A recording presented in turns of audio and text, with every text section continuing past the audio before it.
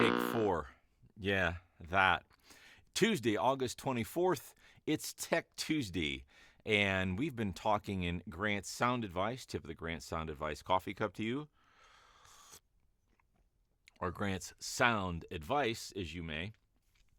We've been talking about the voiceover industry and getting into it, and should you be a voiceover artist, what equipment to use. I covered that, the space, blah, blah, blah. If you've not seen those other 8 episodes, just go back in the stuff here and click on the start on number 1 and go through it if you would. By the way, while you're doing that, like and subscribe to the channel, share with a friend. So today is about taking that analog signal that comes out of your microphone, goes into the interface and gets transferred into digital, ones and zeros.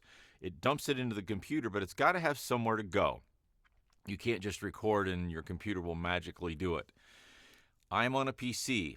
I don't know the Mac recording environment, but I'm going to tell you about 2 programs that I have used that are available for both. Understand, if you go into social media, especially on Facebook, there are more groups about recording and voiceover and specific to different software than you have time to absorb. If you go into any of those forums and say, what is the best recording software? It's like asking 5 fishermen what the best bait for this lake is, and you will get at least 12 answers. None of them are right. None of them are wrong. I said last week when talking about computers, whether a Mac or a PC, that at the final file, you wouldn't be able to tell whether it's Mac or PC. I'm telling you right now, whether it is any of the popular recording softwares, you will not tell the difference because of the software. Your environment, your processing, what you do to it, filters, gates, normalizing, all that will change the sound, but it has nothing to do with your computer or the software you use. So pick one. There are everything from free software to expensive software. Surprise there, right? Not. So what we call this is a DAW, a DAW, that stands for Digital Audio Workstation. Which one should I get, Grant? Cut bait, man. Here's my 2 recommendations. The one that is obvious to most everybody that wants to start in the industry or get started at a way that you can tell if you even want to do this is a program called Audacity. Now, Audacity is free. It's free. It's free. There's no later sign up for more. There's no... It works. It flat works. I started with it. I've used it for years for other kinds of music processing and digital processing. So if you want free and you want to start, with something that won't hit your budget, start with Audacity. Here's the thing. Anytime you learn software, you get comfortable with it. You know whether this is, and you know whether that is. You know how to click there, and that's where that filter is, and that's what it does. And I've got it set up, and I've watched hours of YouTube to figure out how to do it right. And there, for all these things, there are hours of YouTube. You can figure it all out without asking anybody. You'll get comfortable with it. And then there'll come a day when business pressure or something else will start bumping you in the back, and you'll be like, what? I need something a little bit more powerful. So the challenge then becomes, I gotta switch. Well, your business may have changed by now. And maybe instead of doing 2 voiceovers a day or a couple on the weekend, you're doing 2 or 3 an hour. And I'm not saying Audacity won't do that, but watching the threads and watching what other people have gone through, I can tell you that people start feeling a limitation in Audacity. And I did too. It does some things very, very cool. Just know that if you want to get started and you want to get started for 0, Audacity is your game. Now, Adobe has a whole suite that you can buy and rent, quite frankly, for something a month.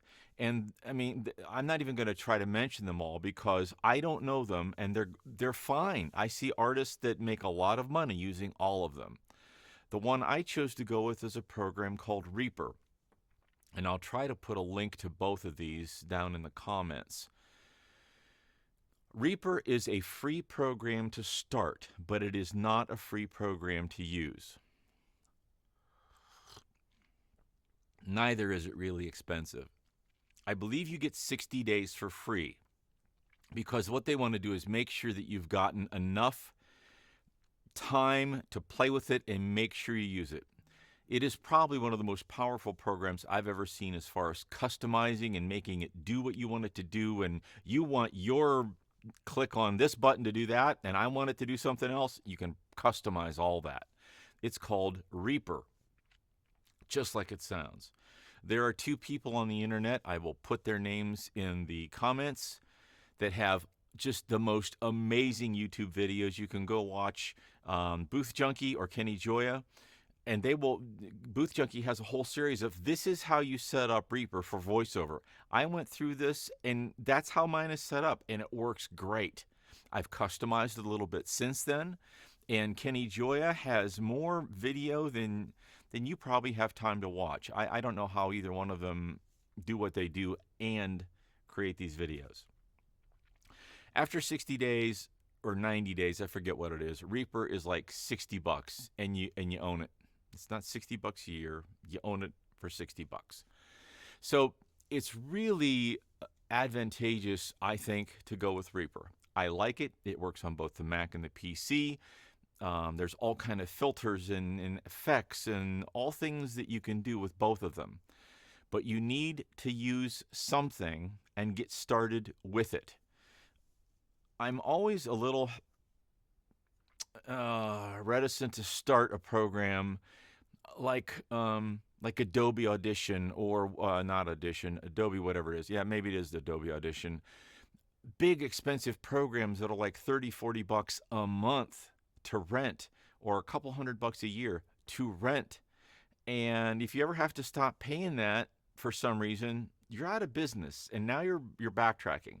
I'm not trying to scare you. I'm trying to say, think real hard about the decision you make. That's all. So my two recommendations, especially for a new voiceover artist, is Audacity. Half the world of voiceover, I think, has used that to start. Probably not. If you have a Mac, there are programs on the Mac that will allow you to start recording tomorrow. I think GarageBand is one of them, and there are more. I don't know the platform. There's another program called Goldwave that you can record in. It is clunky as heck, and I would never suggest it to be used for that, but you could, and it is absolutely free. So there's a little bit of help on your DAW. If this has been helpful, I'd appreciate a like and a subscribe, share with your friends. And if you need more information, feel free to hit me in the comments. Hit me at voicepro@grantsvoice.com. If you'd like to have a consulting session on what to do and how to do it, it can be scheduled on my website as well. So now that you've got all your equipment, your space, you're ready to record, you've considered all that, now you've got a digital audio workstation. And next week we'll talk about some of the files and some of the things you can produce with that, and I'll probably even show you a little bit of recording so that you can see what it's like. Have a great Tuesday. Have a great week. See you tomorrow.